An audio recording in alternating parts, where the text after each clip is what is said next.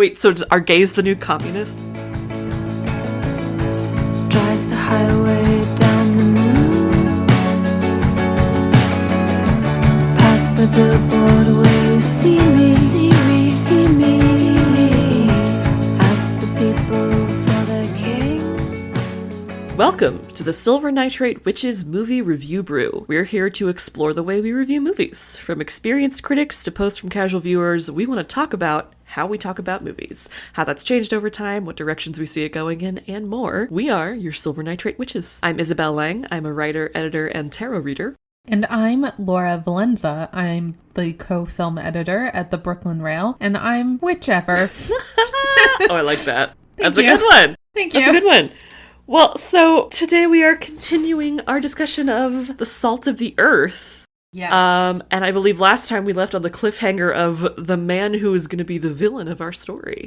Yes, and I'm going to make you wait in suspense to find out more about him because that's fine because I don't remember his name anyway. It's William H. Mooring, but we're going to get to him. First, I actually want to talk a little bit more about the information surrounding the movie because I found this fantastic book by the director Herbert Biberman that's about making Salt of the Earth. It's his memoir. He's a very entertaining writer, a little dramatic. This is his personal viewpoint of things, so keep that in mind. Just again as a reminder to any FBI agents listening, we are not communists. Well, yeah. Anyway, this guy. To that point, I actually that's a perfect segue because I know last time you sort of asked about yes. what did it mean to be a communist at this time, and that feels like a very complicated answer that is a research rabbit hole I decided not to go down. But I do think that Biberman in his memoir makes some, I should have the actual title of this memoir. I think it's called like The Making of Salt of the Earth, but I'm gonna have to double check that. That would be pretty straightforward. Yeah, it'll be in our episode description. Whatever the correct title is. The show notes below. Exactly. So I think he had a couple of statements that I think really get to the crux of the important thing here. He describes getting called in front of the House Un-American Activities Committee that we talked about last time that was basically censoring Americans' political speech and was part of this whole McCarthyism era where McCarthy was trying to root out communists in the United States government and beyond. And this is, of course, all related to the bigger Cold War vibes of this era where everybody's afraid of the Soviet Union and doing bomb drills and classes and things like that. Something that we also talked about last time is that this movie was branded as radical, and the radical thing it was trying to promote was the idea that all people deserve equality, dignity, running water, the ability to put food on their table, workplace safety. What was being branded as radical were things that should be basic needs and are also, many of them are basic needs written into the American Constitution. They're not Oh, you don't say. un-American things to ask for. And yet that threatened like life, liberty, and the pursuit of happiness? Yeah, and that threatened conservatives at the time, truthfully, mostly because there was a lot of racism and sexism and anti-Semitism at this time. No. And yeah, and I think what people were really afraid of is having to be open-minded to people who were different. And so there's this really good quote that I think really gets to the crux of the issue here from Biberman's memoir.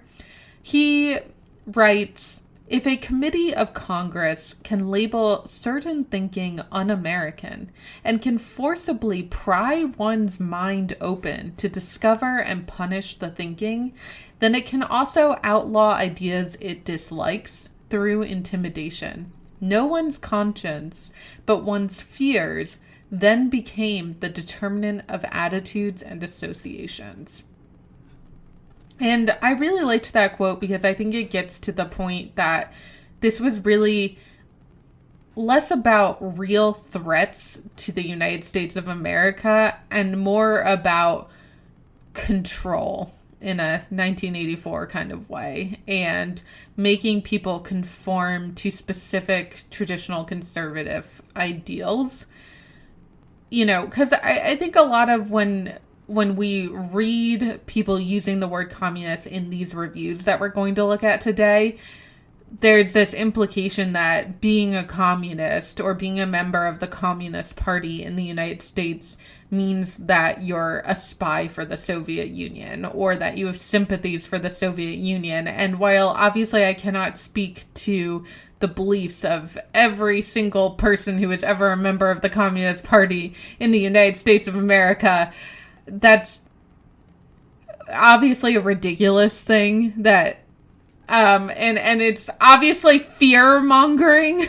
Yes, it reminds me a lot of, like, these days when really right-wing conservatives will say, like, you know, it's a part of the gay agenda, and it's like, there is no gay agenda. We just want to have a dance party and go to brunch. Like, that's it. That's the agenda. Brunch at noon, club at 10. You know, he also emphasizes in his memoir that his idea of Wait, so are gays the new communists? Sorry, I'm just, like, making that connection in my brain. I love that question, though that also brings me to another point that I wanted to make here. Oh, okay. And that's that there's a really interesting moment where he tells a story about the idea of being kind of an individual who stands up for one's beliefs, and he uses this story to defend leftist ideology. And the story is actually the colonial history of the "Don't Tread on Me" flag, which obviously has completely different connotations today, and we could get into a whole thing about how political ideologies work. But the reason why I bring that story up is to also emphasize that whatever the politics were in 1950s, there's obviously a relationship from 1954 to 2025.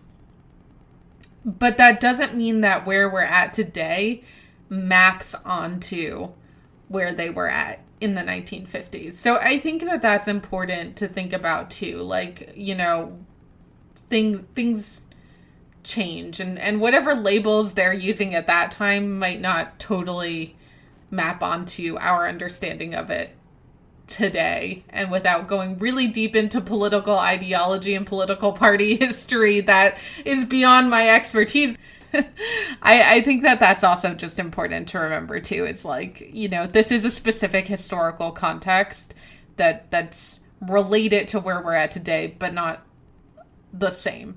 I do think that's interesting too, that he really emphasizes when he talks about communism in his memoir, the anti-fascist elements. And I do think that's something we could really relate to now. And as we saw too I think we kind of saw a theme emerging in the last episode, our part 1, about how it's really interesting the way Bieberman and others involved with this film were really trying to emphasize that they actually did have a patriotic message that was being branded as un-American. And that emerges too when he talks about having to go in front of Congress, which Bieberman ended up going to prison for pleading the fifth in front of Congress. So, you know what else is interesting? He refers to, apparently at this time in Hollywood, they were talked about blacklisting as a type of rehabilitation, which I feel like has real 1984 censorship vibes to it. So he has another line in this memoir that again kind of speaks to that idea of his emphasis on actually trying to defend what are supposed to be patriotic values and being told that that's not patriotic. So he says, "We had come there to Washington, D.C., to defend the First Amendment and to challenge its enemy, the House Committee on Un-American Activities."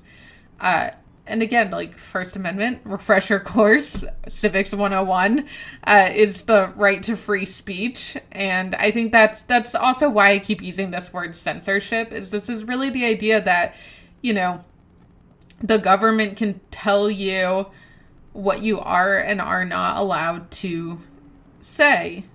And we know nothing about that right now.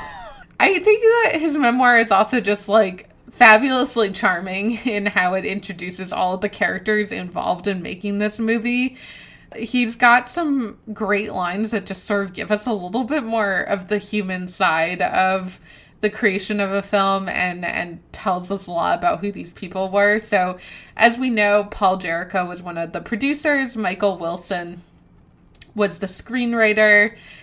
He describes these two as, if there was a profoundly funny way to put something, Paul Jericho was attempting it. If there was a profoundly incisive way of putting something, Mike Wilson was at it.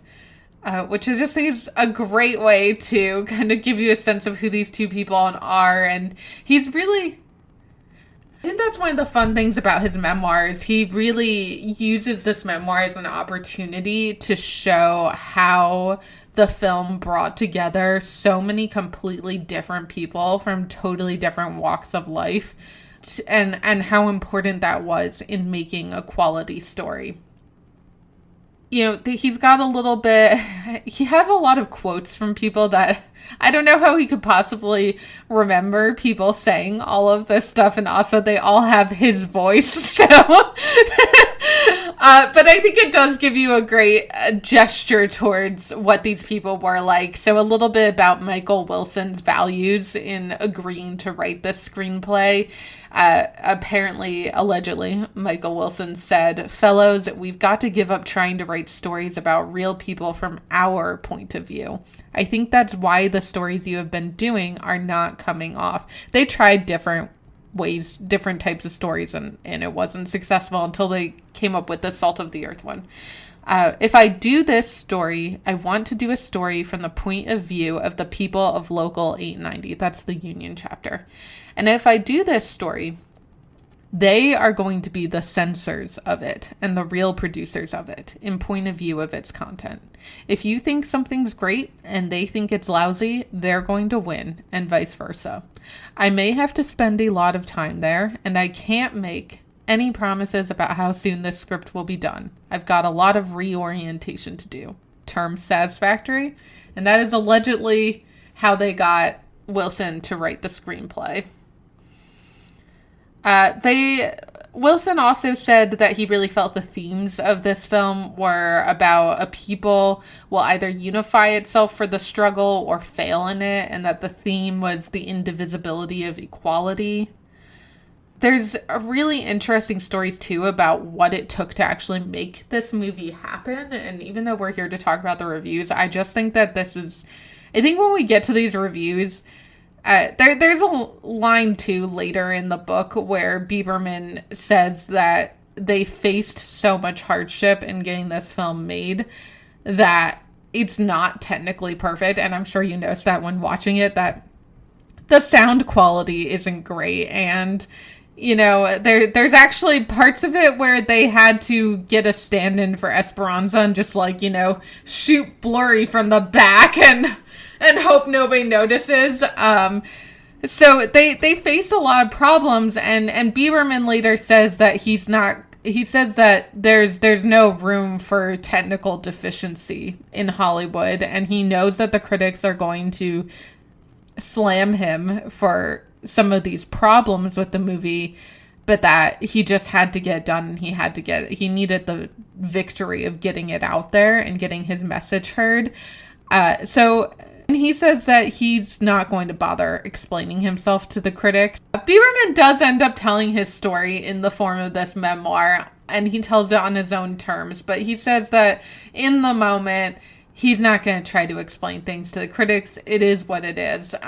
So that's also why I think it's good that we get a little bit, we kind of got like the political historical context in the last episode. I kind of want to give more of the specifics of of what happened during the filming of this movie. So when we look at these reviews, you have the explanation that Biberman decided he wasn't going to give in the moment.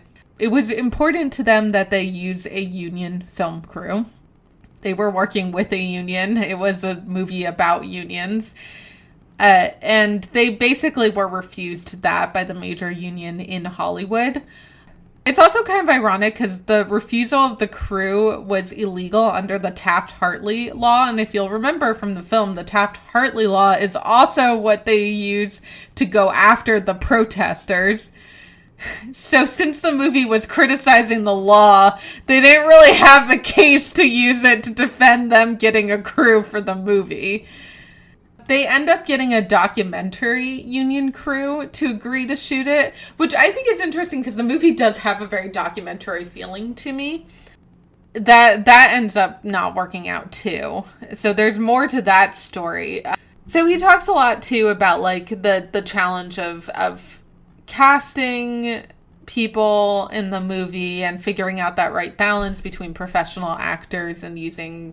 Obviously, professional actors are also real people, but, you know, non-professional actors who are really living in the town and the area.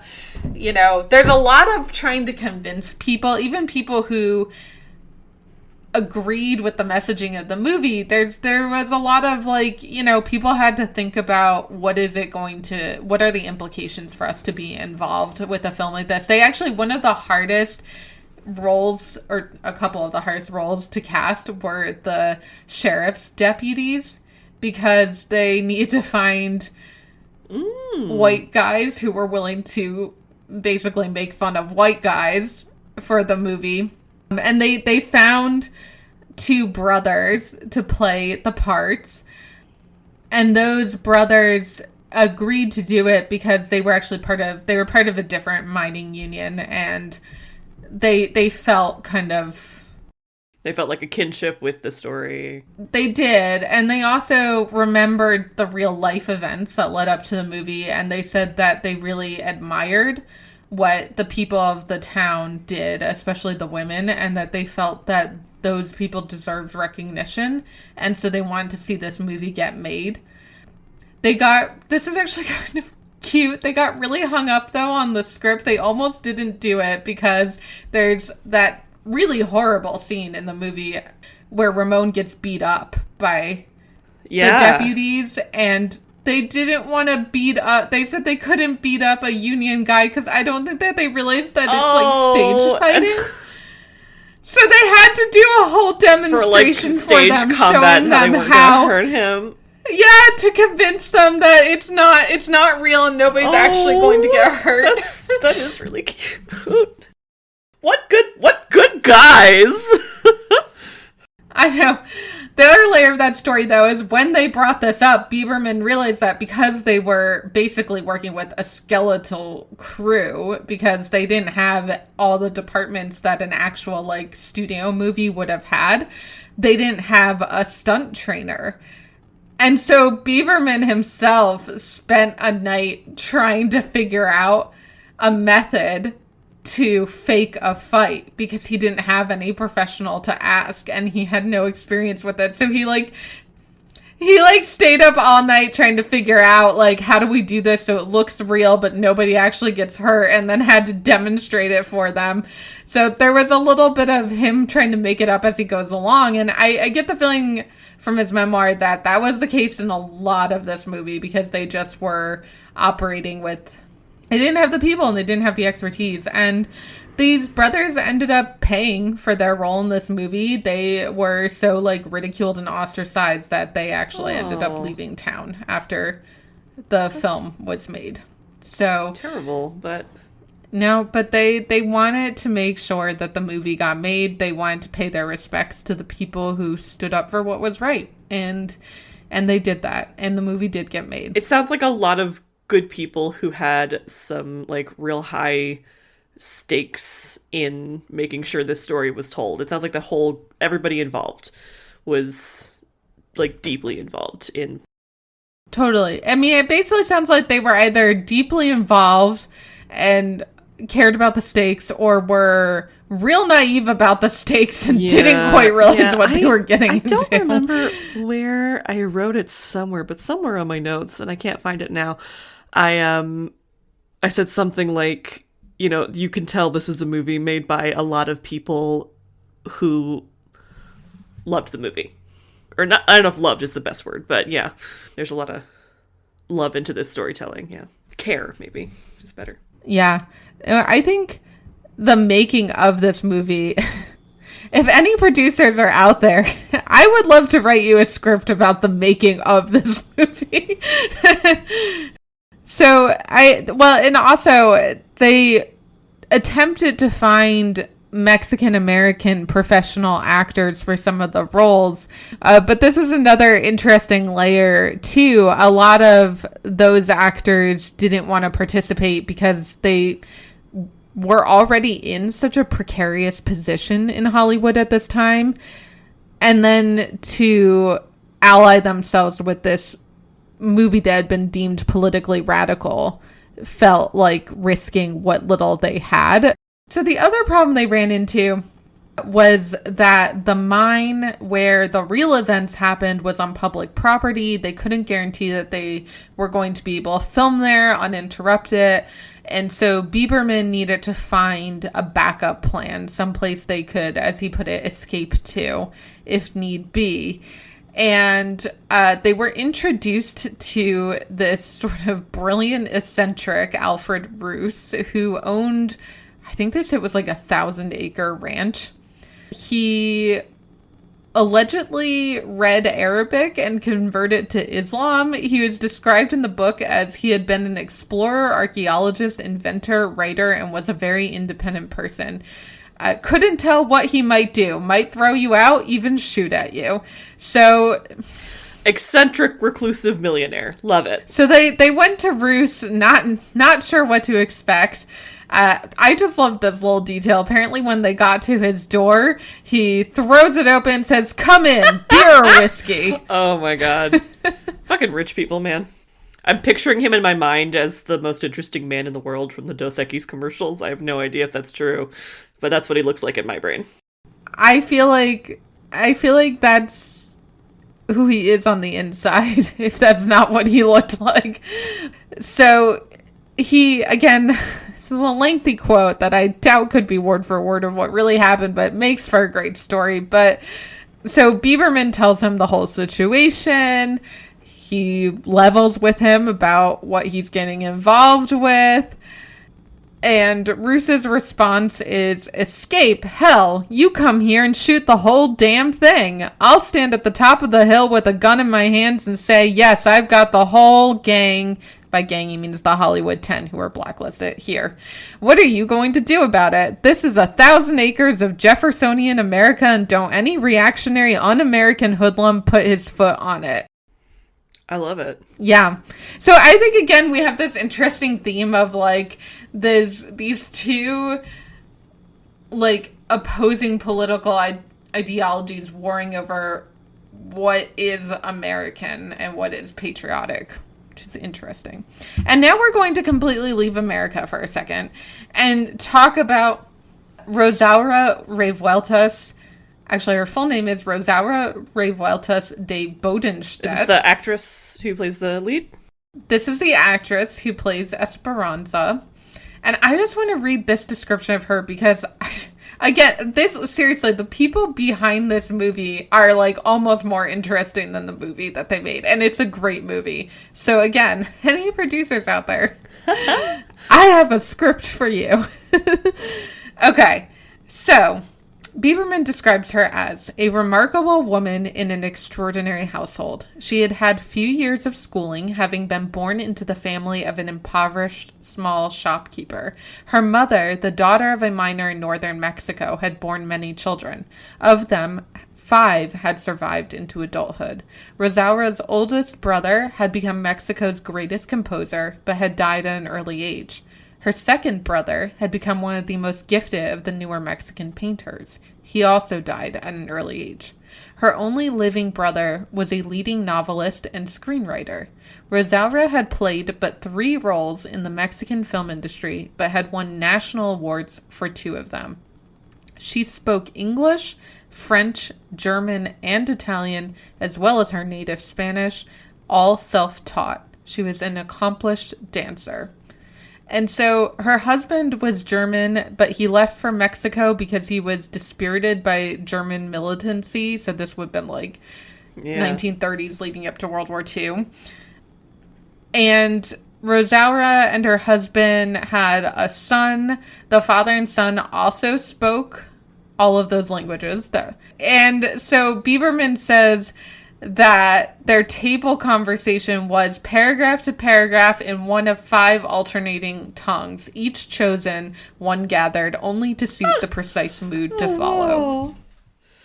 What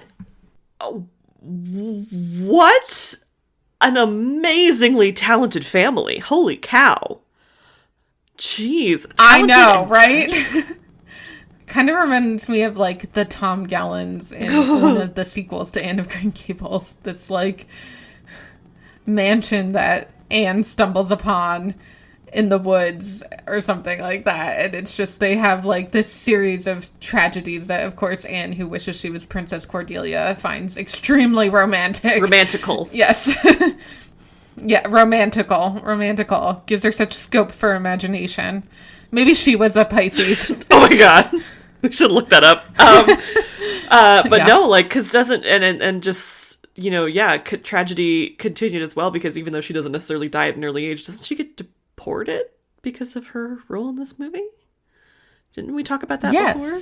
Did I segue us into the next line? And I have more Tell details. us. Well, the first problem to happen is their union crew falls apart. Right, the documentary crew, yeah. Are there details about that? What about it falls apart? Yes, there are details about it. It gets really complicated, but I'm going to give you kind of the overview. Basically, it has to do with the document. So, okay, they go to, like, the usual Hollywood union, and that union is like, we're anti-communist, and you guys got kicked out for a reason. That's not an exact quote, but that's essentially what happened.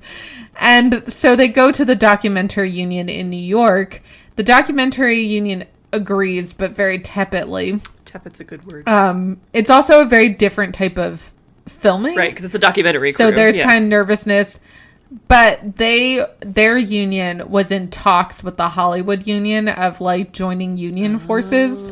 I'm missing a lot of technical jargon here, but, you know, this is the rough idea of what happened. So there was a lot of, like, ooh, I don't know if we get involved with them, that might ruin our chances of buddying up to the Hollywood guys. So that's kind of where this was very on thin ice, this whole project. So our friend Paul, who's always trying to find the funniest way of putting things, comes back in. We've got another great Paulism here. Apparently one time a reporter asked him one day if our film were in 3D. Paul blithely replies that ours was in 4D.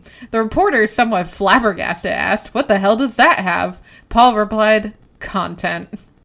Oh, but So the union crew situation basically, like, crumbles, and Bieberman's panicked that they're literally not going to be able to make this movie. And Paul Jericho pulls something together. So this is the story of how Paul saves the day. Of our crew, recruited from Paul, some came from New York, some from Chicago, some from Denver, some from Los Angeles. Some were past members of the studio unions who had been expelled for opposing Brewer. Brewer is the anti-communist asshole who leads the Hollywood union. Some were present members of his union who would not be dictated to. Insisting that he had no right to deprive them of work, they joined us, even at the risk of their union cards. Some had never worked in motion pictures before, but came from the field of television. Some had never worked on a story film before. 2 were members of the documentary union. They wished to work with us and came. There were actually 3 black crew members who joined them, and Bieberman explains that Hollywood unions were, quote, 100% Jim Crow. We were free to choose our crew of representative parts of the population. Yeah. Because they weren't working with the Hollywood union, so they were able to bring in different people. However, this then brought a whole other challenge, and that's that he literally couldn't find a place in this small town in rural New Mexico that would host... Oh my God, for them to stay. That would host 30 people of mixed races. Jesus. He ends up going to this person whose hotel he was staying at. Because it was one of the few places big enough that could accommodate them. But his impression of this person was that he was rather a conservative guy. So he really wasn't optimistic about this working out, but he literally had no other place left to talk to. This was the last option. So he explains the whole situation to him, and the hotel owner ends up saying, so Bieberman describes this, he replied without any pause, but rather carefully, that he was opposed to discrimination. He knew it was practiced fiercely in these parts, and there might be some repercussions, but he did not think, since we would be taking over the entire lodge, that it was his business to inquire into the race or color of our crew. That's the vibe that's like, your money's green and that's all that matters. Yeah, that's pretty much what happened there. Capitalism. I'm surprised the eccentric millionaire who owns the ranch wasn't like, I'll buy a bunch of tents, we'll make it a big party, we'll all hang out here. Beer and whiskey for everyone. Bieberman describes him as, he was a conservative independent American when he thought about it. I feel like holds so much judgment of this man. But the hotel owner gets antsy when he finds out about the communism and union stuff, and I love how that's what bothers him. Yeah, and so Bieberman basically tells him that the bank in town took their large sum of money. There's a lot of stores that they've been buying supplies from with large sums of money. And Bieberman wonders, why should only big business have the unqualified right to make money? Why not he equally? So yeah, he basically uses capitalism to win this guy over. I mean, he was going to buy out his entire hotel during the slow season. But the hotel owner kind of goes back and forth. He struggles to stand by this. But there's one day where Bieberman goes to the set and they're filming one of those picket line scenes. And he sees that the hotel owner joined as one of the extras in one of the picket line scenes. So they won him over. I bet. It's like, oh, I mean, yeah, I guess I could be in the movie. Sure, whatever. So there is a really funny story about how they ended up casting Juan Chacon for Ramon. Sorry, it's probably pronounced Juan Chacon. I should double check that. So Bieberman actually had his eye on somebody else, and he really didn't think that Chacon could handle the part. He said that everything he'd seen of him was not strong for acting and camera work. So, but Rosaura Revueltas, who plays Esperanza, our lead, and Sonia Dahl, who I think was involved with like the production company, they were really adamant that Chacon was the right man for the job, and they didn't like the guy that Bieberman wanted. So Bieberman says that he gets Rosaura and Sonia to agree to see the man that he thinks should play Ramon, and that afterwards Juan Chacon, who he refers to as Johnny, I guess it was his nickname in here, can read afterwards. So he says, the next afternoon before the reading, I asked Rosaura and Sonia if they liked the Miembros man and saw possibilities in him, as I was certain they would, to clear their throats gently when he had finished reading. That would be a signal to me, and I would make appointments for him for rehearsals because we simply had to begin on the Esperanza Ramon scenes. The reading over, I waited for the throat clearing. It didn't come. I was annoyed, but I was also relieved. He was not Ramon. No one knew that better than I. I thanked him, and we waited for Johnny. Not a word was said between us. They felt my gloom and did not add to it. Johnny came. He read. His reading was utterly pedestrian. He was ill at ease, as well he might have been, but the clearing of throats which followed resembled an orchestra tuning up. I told Johnny that he had been selected by the ladies for the role. Oh, goodness. Johnny fell 2 steps backward and said very honestly, "Oh my God, my own feeling exactly." And that was how we cast Ramon. That's incredible because he's phenomenal in that role. Yeah, he is. Like, when you were kind of giving me some information about the movie before I watched it, and I knew that, like, some of the people involved in the actual event and, like, the locals were playing characters, I just assumed it was all going to be extras, and it wasn't until I was, like, looking into more stuff, or even maybe you had told me, I don't know, it was, like, halfway through the movie before I realized he was one of them as well, and I was so impressed. Wait, and he goes on to talk about what an incredible actor Chacon ends up being. And he had this line in here that I think really hurts, but it's really important to point out. Bieberman writes, and the likelihood is that he may never make another film. Artist that he is, because he is Mexican-American, because he belongs to a militant union with a record of battling too hard, too long, and because he made the mistake of discovering his great talent with us, dangerous people with whom to associate. Yeah. That line really stood out to me too, because I think about that a lot today, how much talent and intelligence is wasted in our world for utterly stupid reasons. I don't even have words for that. I just have I know. I think the only thing to say is moment of silence for all the gifts that we leave unopened. What a good way to phrase that. Sorry, that's very well said.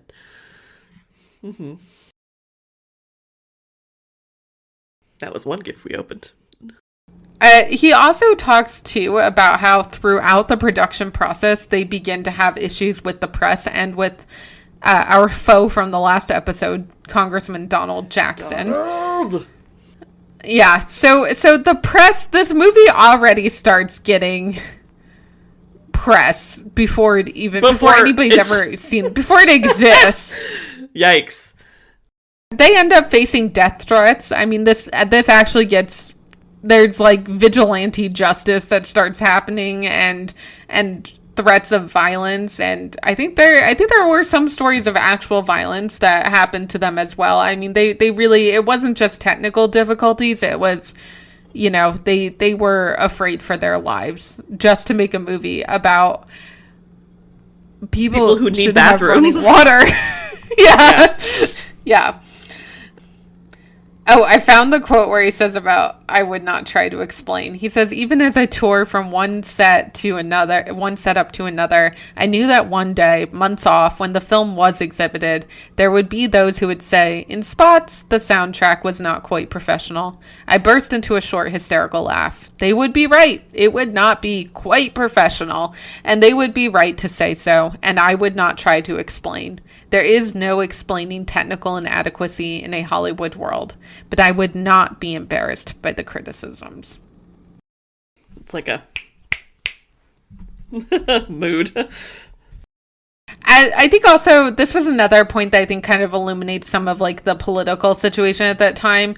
He says that at the time the word union was synonymous with subversion. So I think that that's also, Union, you know, there's a lot of feminists, they're all just getting thrown into the bucket of Exactly. And he talks about that a lot, that this isn't just about communism. This is about sexism, racism. This is about ostracizing people who are seen as threats to power. the conservative white male. Yeah. So the final thought that I will leave you with from Bieberman's memoir, and it is actually a great book, and maybe we should do a bonus episode that's like Bieberman Book Club, because it's really fascinating, and I'm only pulling from like the first half of it that really goes through how difficult it was. Oh, I realized I didn't actually put any notes about Rosaura. Yes, Rosaura was deported.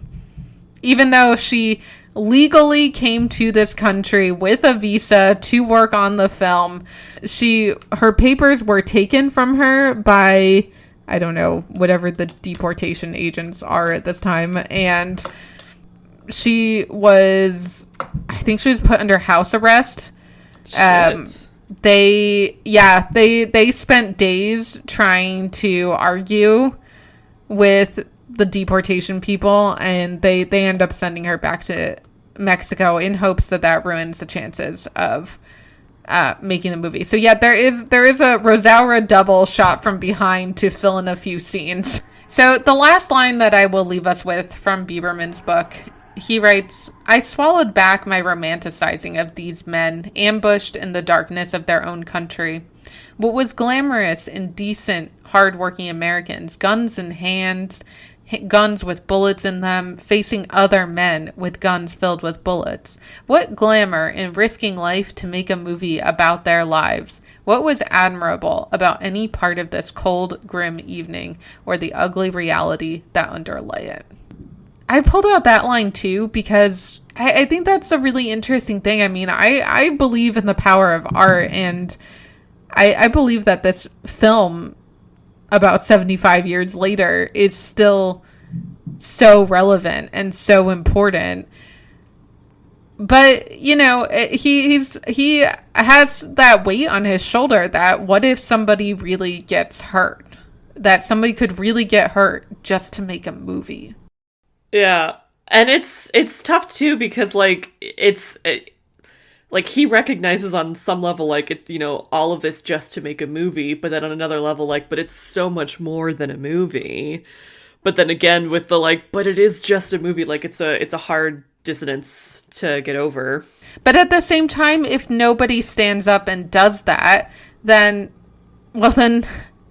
isn't that letting the best bastards get you down? It is indeed. It's letting the mean girls take your crown. So I'm gonna pivot from that to actually some like somewhat positive reviews that this film got, because there were positives. Wonderful.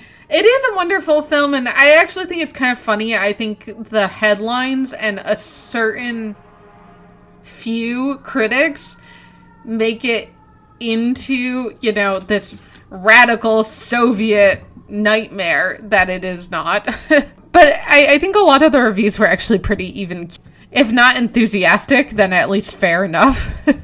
And I wonder if that's because I'll say some thoughts on it later. I'll let it brew a little bit in my mind some more. For example, one review was titled "Salt of Earth has factual background." Oh, that is correct. Thank you for acknowledging that this was a fact-based movie. There's also a very sweet write-up about screenwriter Michael Wilson as an alum from at Berkeley area school, and talking about how he won an Academy Award for the classic film A Place in the Sun. So there was actually local pride, you know, for this screenwriter who accomplished a new film. There's notes about record-breaking attendance at one of the California movie theaters. A writer named Wood Sones for the Oakland Tribune writes, "Salt of the Earth opened at the Rivoli Theater last evening and proved once again that human elements are superior to special pleading in the making of film entertainment. The labor capital theme, which has been stressed and which resulted in national publicity and comment, is subordinate to the central theme, which has to do with women's rights in a so-called man's world." I don't know why he needs to say so-called. Like, it definitely is a man's world. Because he's a man and it's the 50s and he's like, okay, women, right? Yeah. He ends with, "The hard focus, realistic quality of the picture's photography and style completes its characterization as a calculated social document. It is a clearly intended special interest film." I think this is what I mean by, like, it's really, like, a fair enough review. It's not great. Like, clearly intended is not exactly a rave, but, you know, and calculated social document they're not exactly making you go, "Woo, can't wait to see this one." Right. But I guess there's an openness to the film. He's not trying to tear it apart for its political and motives. I wonder if some of the reviews, like the Ohio Tribune, like how much readership does that probably get, right? I think the thing... Oakland Tribune. Oh, well, no, it's because that's California, right? So that's maybe. Yeah, that's right next to San Francisco. So I'm wondering if maybe some reviewers, some news outlets, like, feel a little bit on the safer side of, again, not necessarily being rave reviews, but not panning, because reviews hold a lot of power over the industry because they influence viewership. So maybe there's some element of like, you know what, this was a good movie, and I'm going to say it was not awful because I want people to see it.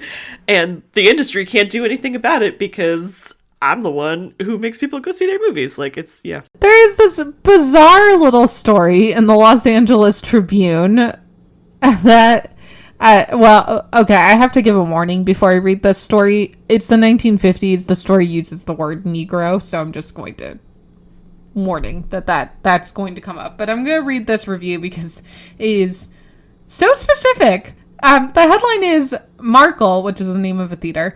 Markle has only Negro cashier in Hollywood.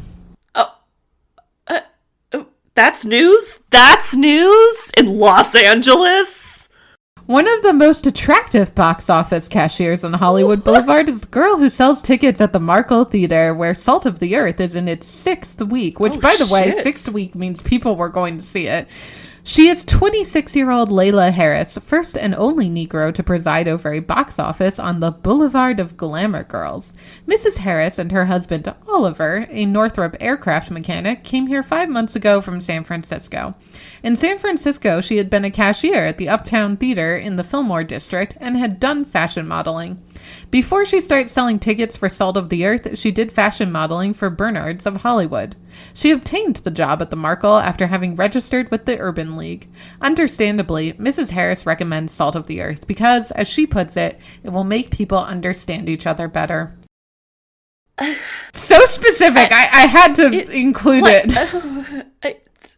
I have so many feelings about that because, like, I get the roundabout way of saying, like, you know, this is someone whose, like, thoughts about the film, you know, we could probably trust because her opinion is like, it'll help people understand each other, and who probably has a harder time being understood than and a black also couple in she's pretty. America in the 50s. But that's the thing, is like, why did we need the 6 paragraphs at the beginning that was like, this gorgeous stunner of a 26-year-old hottie at the box office? And then, like, why is the whole premise of the article like, you guys, there's a black lady selling tickets, this is a big deal? Like, why is that?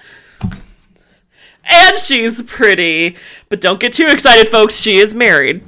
Yeah, yes, that, like, sliding that in there was also like, she's a missus. This is the fun thing about newspapers.com, because you would not have found that anywhere else. All right, I've got some other, actually, good reviews. All right, so we have last night, Salt of the Earth opened at the Markle Theater in Hollywood with so much adverse publicity. Oh, was Layla there selling tickets? Sorry, I'm so sorry. Keep going. Yeah, probably. With so much adverse publicity heralding the approach of the film, I must admit that I was mildly amazed to discover that within its boundaries, Salt of the Earth is a forthright, albeit rather biased, documentary-type picture about a strike of a group of Mexican-American zinc miners in New Mexico. However, it is obvious that scripter Wilson, producer Jericho, and director Bieberman have a fat axe to grind. There is no middle ground here. The strikers are the heroes, the bosses are the villains, and if you don't find this to be true in analyzing the screenplay, you don't see how you can overlook it in the character declinations. I agree wholeheartedly with the film's indictment against discrimination, destitution, and unprovoked brutality, but I can't see how people who profess an abiding desire to see the broader picture can be so one-sided in their conclusions. This actually reminds me a lot of our "but I'm a cheerleader" conversation, where there's a lot of, I'm all for a gay love story, but... The strikers are definitely the heroes, and the bosses are the bad guys. And if you disagree, it's like, yes, they didn't have running water. Yes, they are. Okay, so... we also have Salt of the Earth, controversial movie at Markle. Racial discrimination and man-woman relationships are twin themes of the excellent, if controversial, movie currently being shown at the Markle Theater, 6023 Hollywood Boulevard. And be sure to ask for cashier Layla. She's pretty, you guys. I'm so curious about this woman now. Like, because she was 26 and like 54 or 55. Like, is she still around? Like, what is this random little bit in the news? Like, oh my has God, that I don't know. influenced her life in any way? Like, Layla, if you would Layla, what happened to you? If any of her grandchildren or children are listening, hit us up. We'd love to talk to her. Anyway, okay, so the address of the theater. Salt of the Earth is also a powerful portrayal of the struggles of a group of metal miners in New Mexico for improvement in their primitive way of living. I feel like we could have lived without the word primitive, but okay. I don't think they wanted to live primitively. I think they would have preferred to have running water, but okay. I feel like there was a better way of phrasing that, but he called it excellent and powerful, so those are the best wins we're going to get for this movie, unfortunately. Perhaps predominantly, Salt of the Earth is the story of a wife's determination to be accepted by her husband as a partner rather than as an inferior. You know, again, another radical concept. A mere bearer of his children and his housekeeper. In this, she is triumphant, and their love for each other is thereby strengthened. The marriage takes on an added significance for both them and their children. I think we're glossing over some of the struggle here, but like, okay. This review I want to read. And some variations of this appear in multiple newspapers, so I'm not really going to bother with, like, the details of where it came out. But I think it kind of just gives, like, a good overview of what critics were saying and what the general critical reception was at the time. It also had the title was a controversial film draws mixed reviews. I thought it was also interesting that it appeared next to a column about Adlai Stevenson telling Eisenhower to stop backing McCarthy as the spokesperson of the Republican Party. Maybe he should have listened. Yeah, actually, a lot of these were published on pages that also had stuff about, you know, getting rid of the red influence and McCarthy. And so this was really in the air at the moment. This review says, critics came up with mixed opinions Monday on the controversial labor film Salt of the Earth, which opened here Sunday night under a special police guard. Okay, first of all, I'm just going to unpack this sentence by sentence a little bit. I feel like critics came up with mixed opinions on the controversial film is just kind of like, I don't know. It feels like one of those, like, empty things in film criticism. Like, it's a rave. Everybody's raving here. Everybody hates. It's like, who the fuck cares what everybody thinks? Like, they had mixed opinions. People have mixed opinions about everything. Yeah. And I feel like, were you about to say the fact that he followed that up immediately with calling it controversial kind of defeats the purpose of the mixed reviews? Yeah. Mm-hmm. Mm-hmm. Yeah. And also, like, controversial and special police guard, like, were so sensational. I mean, like, I don't know how you don't read about this movie and go, well, I have to see that. Yeah. This writer continues, in extensive reviews, the New York Times and the New York Herald Tribune divided on the critical merits of the film. The tabloid Daily News merely described the movie's action. Thank you for that riveting summary of movie reviews. Times reviewer Bosley Crowther. What a name. I know. He sounds like such like a classic evil villain critic, like the Ratatouille guy. So Crowther said, it is somewhat surprising to find that Salt of the Earth is, in substance, simply a strong pro-labor film. Is that surprising? Is it, Bosley? Is it, Mr. Crothers? We also have, he found that an unusual company made up largely of actual miners and their families plays the drama exceedingly well. Yes, they do. Otis L. Guernsey Jr., however, wrote in the Herald Tribune that it is simply and purely a game played with loaded dice at the expense of the whole truth. I don't even know what that means. I don't know. And that's it. That's all we got for the overview of how people were responding to this movie. It sounds like he's trying to say the same thing as that other one that was like, if you know, the strikers are the heroes and the corporation's the villain, and if you don't agree, like, you know, they're playing with a loaded deck, they're playing with loaded dice. Like, it sounds like they're saying, like, they're trying to unfairly sway your opinion. And it's like, wait, yes! The strikers are the heroes! Period! Everybody should have running water. This is not a crazy thing to ask for. Okay, the next story isn't really a review. It's almost more of like a contextual story. But what was interesting is this kept coming up again and again in multiple newspapers, but the headline would be different whenever it was published. Let's see. It appears under headlines like small towns may breed radicals. Which I have a note that this particular newspaper that used that headline, which was, I think it was from Knoxville, Tennessee. It appears next to a Billy Graham Q&A about unmarried Christian women. I would expect nothing less from a Tennessee newspaper in 1954.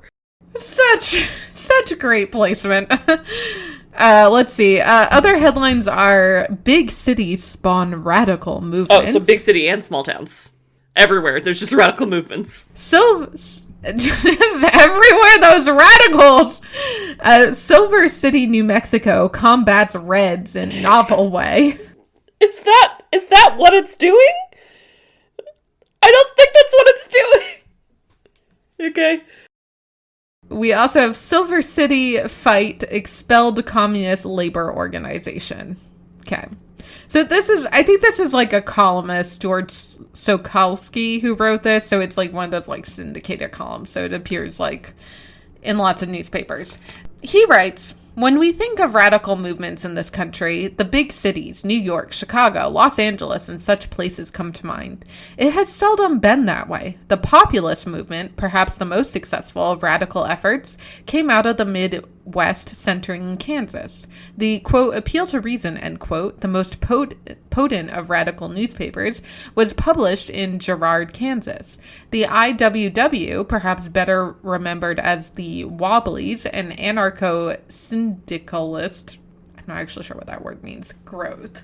In the lumber camps of Oregon and Washington, Eugene V. Debs was born in Terre Haute, Indiana. I think Debs was... I should fact check this before we put this on there, but I think he was the guy who was imprisoned for being a socialist and still ran for president. Yeah. Okay. And Earl Browder in Wichita, Kansas. I don't know who that is.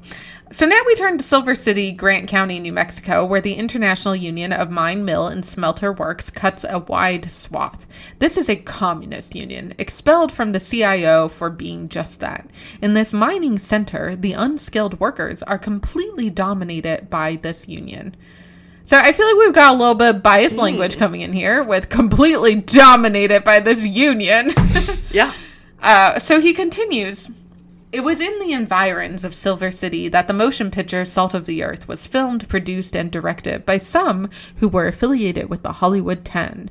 They could not work in Hollywood, so they established themselves in Silver City, which annoyed the local Chamber of Commerce to no end.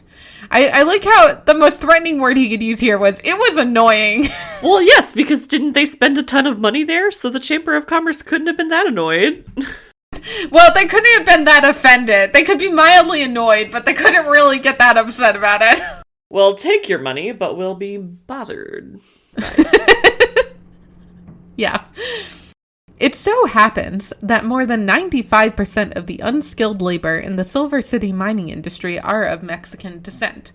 I just also want to point out, like, there are Americans who live in this city. Yeah. This is, the region of the country where the border crossed these people. They did not cross the border. So, Ooh, that gets... That's a good way to say it. I'm quoting somebody who, I know, but I don't remember who. Whoever said that, that's a good way to say it. Yeah. The communists in the Union and among the motion picture folks devoted themselves unceasingly to the jolly business of stirring up... I have racial discontent. I don't know if that was a typo, if it was supposed to be radical discontent. I'll have to check. Both are interesting, whichever way. Yeah, both are appropriate for what's going on, so... A quiet town suddenly found itself embroiled in much unpleasantness. I like how in here they make it seem like the movie is the source of all the problems in this town. And not the racism and unfair pay and unsafe working conditions and lack of indoor plumbing that caused an actual protest. No. All of that was fine. It was the communists who came out and pointed out the problems. Everything was fine until then. Everything was fine. This year, the Chamber of Commerce, whose manager, Harold Welsh, used to be the editor of the Silver City Enterprise, advocated that the 4th of July would be an excellent time for a citywide reaffirmation of their belief in democracy. So again, we have that whole arguing over who the true Americans are here. Oh, good Lord. A committee was appointed, which included interesting personalities, such as Greg Mesa, local president of the League of United Latin American Citizens, and Morris Ruddick, local theater manager who refused to let the Salt of the Earth producers use his theater. Well, that's embarrassing for you, Ruddick. Oh. Whose name looks like Rude Dick. This just reminded me of, we had a local election on Saturday for like a runoff for one of the senator positions, and this is the first time I voted on election day, so I had never been to the actual like polling place, and I was getting myself a little turned around, and this very nice older gentleman came up and he was like, "Oh, it's this way," and I was like, "Oh, thank you," and then he was just like kind of chatting with me, being friendly, like, "How's your Saturday going? What's going?" And then he, "It's not that bad," but then I was like, "How's yours?" And he was like, "It's good. It's a good day to be an American." And then I just shut up because I was like, I don't know what you mean by that, but I don't feel like it's something I would agree with. And I don't want to stick around to find out. Goodbye. So I pretended like I got a text or something, and I like hung back in the hallway on my phone until he got far enough away. But then I went and voted, and yay, democracy. So the article continues. The event united the town. Among the speakers were Roy Brewer, who, if you'll remember, is one of our villains of the story who denied a crew. Right. The Hollywood union. Yes, the Hollywood labor leader and president of the Motion Picture Alliance. Archbishop Edwin V. Byrne of Santa Fe, and Pedro Gonzalez representing the Screen Actors Guild. 43 organizations joined in the parade, which had 8 marshals, 7 of whom were of Mexican nationality. Thank you for pointing that out. I love how he's like, look, we have non-white people on our side too. Yeah. Wait, so all of these Hollywood people came down to this little weird random town of New Mexico for this 4th of July party just to be just to say fuck you to this you guys movie. That's so sad. I mean, it kind of reminds me of Bieberman's quote again about, like, this is like coming down to defending ourselves with guns just to make a movie. And it's like, I mean, yes, it is a really important movie that does have really important ideas, but I see Gus rearranging himself on the couch. Like, just like tiny little Gus. I hid my view, so I only see you on the thing. So he just paused and started laughing, and I was like, "What is happening?" But yes, he has. He's gone. Oh, ladies and gentlemen, we have a special guest. Oh, my feline is still on the couch. So we have quotes from the Hollywood people's speeches in this article. Red Menace to Orange Menace. I've been listening to this podcast with this couple who host it, and they have a cat named Mildred, and they joke that Mildred is their editor. So anytime she comes in the room where they're recording, they pause and they're like, "Oh, sorry, our editor is joining us very briefly for an important meeting." Well, if Gus is our editor, then Fern, our producer, is asleep on the job. I was gonna say, because Fern, the producer. All right, so asshole Roy Brewer, who is now running for the presidency of the International Alliance of Theatrical Stage Employees, said, "Hollywood and Silver City have something in common today because we have both been victimized by the American Communist Party." Oh my God. While this experience has been an unpleasant one, I am sure that both of these communities will be better able to face the problems of the future by reason of the experiences through which we have passed. There is nothing that the world today needs so much as this gigantic struggle for the very survival of our civilization, as we need to Oops, sorry, I think I had a typo there. Anyway, as we need to understand the real nature of the communist menace with which we are faced, and those of us who have faced it in a realistic fashion, such as our two communities have, are going to have an advantage over the others in the struggles to come. It is clearly evident that there are many good people who do not realize that American communism can be as deadly as Asiatic or European communism. What does that even mean? There's a lot of stuff where when you start scratching the surface, you're like, this doesn't actually mean anything and is based on no fact. Situations that sound so familiar somehow. Mm-hmm. In the beginning, it sounds like one of those people who are like trying to be moderate or independent or whatever, and they're saying stuff like, well, there's bad people on both sides of the aisle. Yes. It's like, well, you know what they have on your side of the aisle? Bathrooms. We also have a quote from the speech of Anne Doran of the Screen Actors Guild.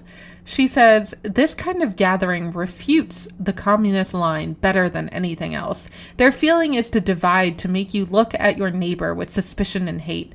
But when we gather just nice, normal, average people," read white Christians. White. Yeah. Yeah. That work, Wasps. that live, that have fried eggs for breakfast. When we gather like this, we are no longer, although we may be very proud of our ancestry, we are no longer Irish or Jewish or French or Mexican. We're just plain old apple pie Americans. Okay, Karen. I love how the first three she listed were like all white people still. Also, don't make fried eggs a bad white person thing. Let me enjoy my fried eggs. Don't make fried eggs racist. And in conclusion, this writer says, so a good time was had by all at what seems to me to be the best kind of 4th of July celebration. I give this account rather belatedly in the hope that next year, other communities might try to make the 4th fit the local scene as perfectly as this one did. Meanwhile, these people who are just trying to make a movie about people needing equality and running water and food and workplace safety are actually resorting to defending themselves with guns. But yeah, we're all just apple pie Americans having fun on 4th of July. A good 4th of July. I mean, I think the thing that this story really, really reveals is how much of this is just, and this is so much of like the American political system, how much of it is a red herring. Because while we're all talking about not real problems, nobody actually has to confront the very real problem that even in the 1950s, much of rural America was without running water and even electricity. So, you know, rather than dealing with a real problem, we're just going to make you look over here. No, look over. Fireworks. Soviets. Parade. Confetti. There was an interesting series of articles that come out that followed the saga. Oh, our editor's back. He's back. I got really hooked on following the saga of this one movie theater trying to show this damn movie in Chicago. So the earliest article that I found, and granted, listeners, there are thousands of articles written about these movies. This is what I could dig up. There's definitely a point at which the down the rabbit hole on newspapers.com changes from fun to, oh my god, I just need to find something. Yeah, it does. Alright, so this article is called Legion Demands Movie Be Cancelled at Local Theater. You'll remember... Legion? Yes, you'll remember the Legion, not the devil, but the Legion, the American Yeah, Legion. that's why I'm like, what the... Oh, okay. That we talked about in the okay. part 1. Yeah, like the VFW thing. Yeah. Okay. Showing of the film Salt of the Earth at the Hyde Park Theater, 5310 Lake Park Avenue. Oh, but does Layla work there? No, this one doesn't have Layla. I need to know. Has been condemned by the 3rd District American Legion. The picture, produced by Independent Pictures with the International Union of Mine, Mill, and Smelter Workers, is scheduled to run Friday. According to a statement by A.W. Tetmeyer, 7222 South Constance Avenue, Chairman of the 3rd District Anti-Subversive Committee, the union is listed as communist-dominated, and the writer, director, producer, and musical score arranger for Salt of the Earth refused before the House Un-American Activities Committee to affirm or deny allegations that they are communists. Tetmeyer, hang on, pause. Why would they want to do that? Why wouldn't they want to freely admit to that committee that they were communists? Right. In a country that is obviously very afraid of communism during this Cold War context and would not understand a more nuanced political discussion. I love, too, how they say all of this stuff without unpacking any of it. I mean, I realize, like, some of these articles are written just to be reporting on here's the situation, but there's a lot of, like, glossing over, presenting things as, oh, these are just the facts, in a way that it's like, are they? So anyway, Tetmeyer said the Legion's objections were conveyed to the theater owner May 8th with a request that the film be canceled.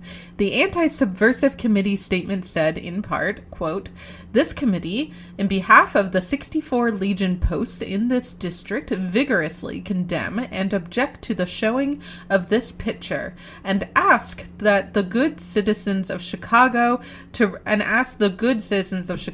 register their protest and to encourage all good Americans to do likewise.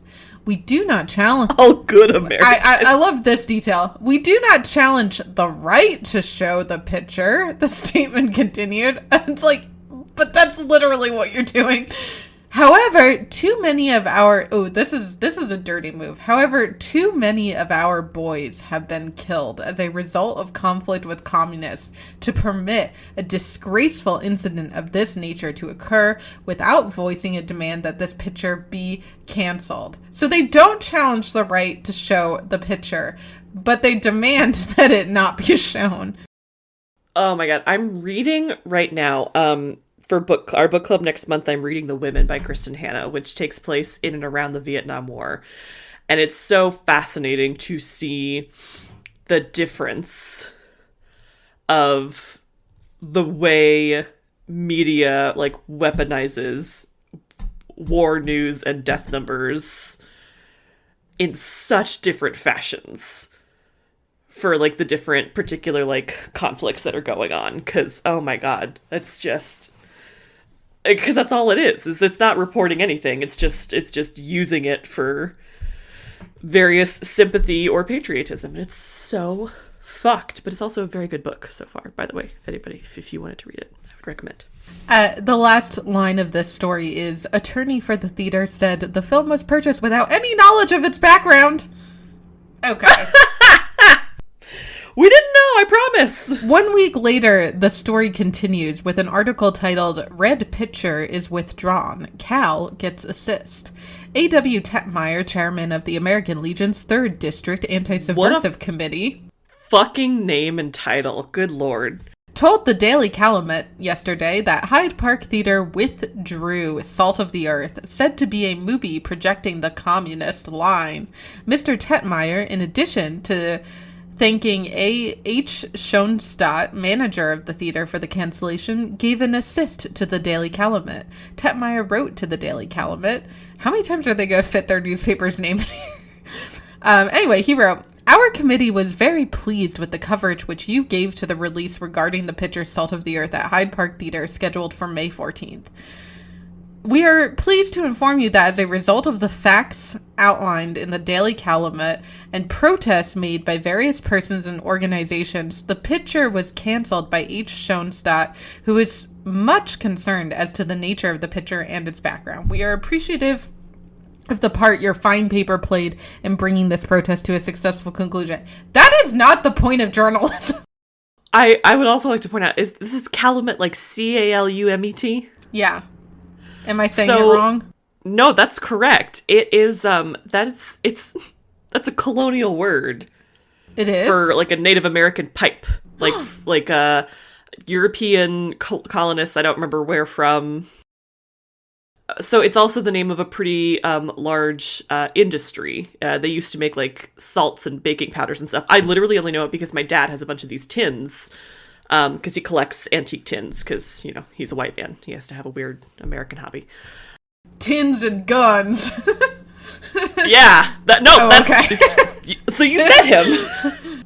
We've all met him. Anyway, and so he has a... There you go. So he has a bunch of these, like, tins of, like, Calumet powder, and there's, like, a big, like, caricature of a Native American with the headdress and everything on it. And so it's just so fascinating to me that they were like, this is un-American, and this is not what the Americans deserve, and they're in a newspaper that is just, like, straight out of colonialism. It's like, well, if anybody would know what's American, I suppose it would be you two. Yeah. Mm-hmm.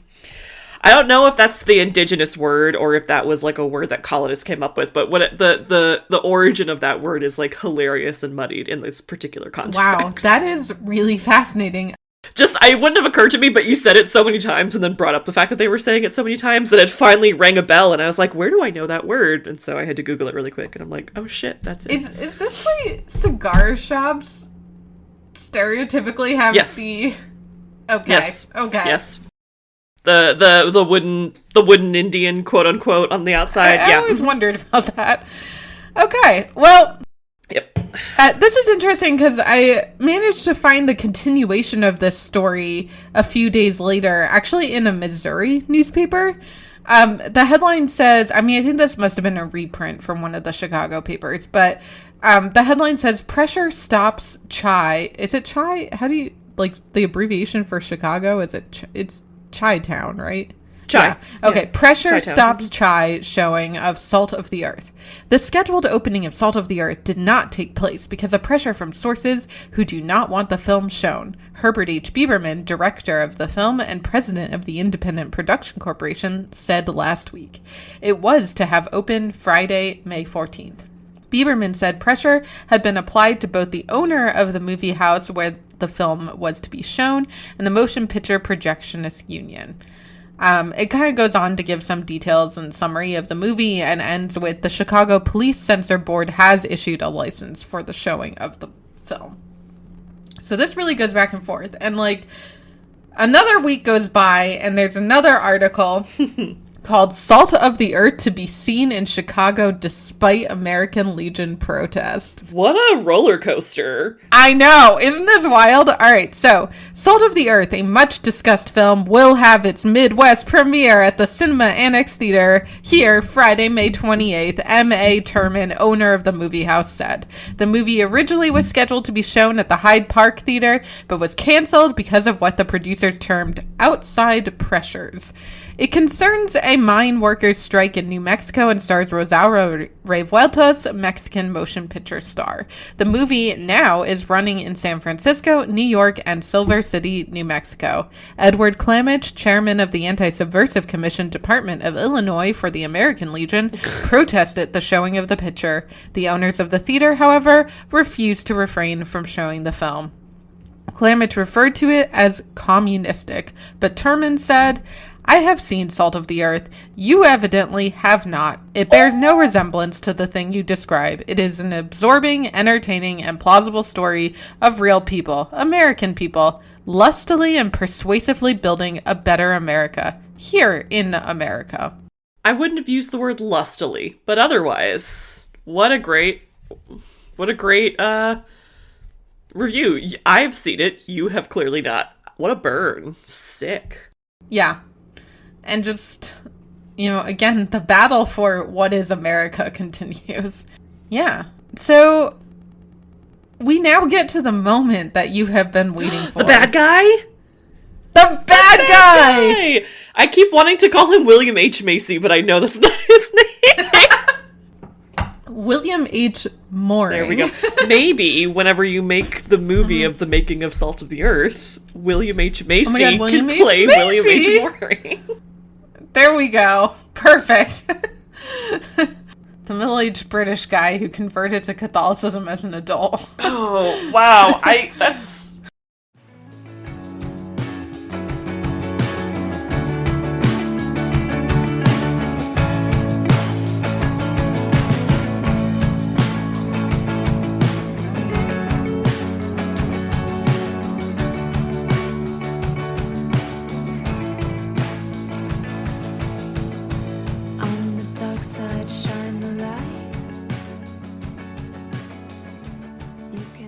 You can find your Silver Nitrate Witches on various online platforms at LJ Valenza and at Bellang303.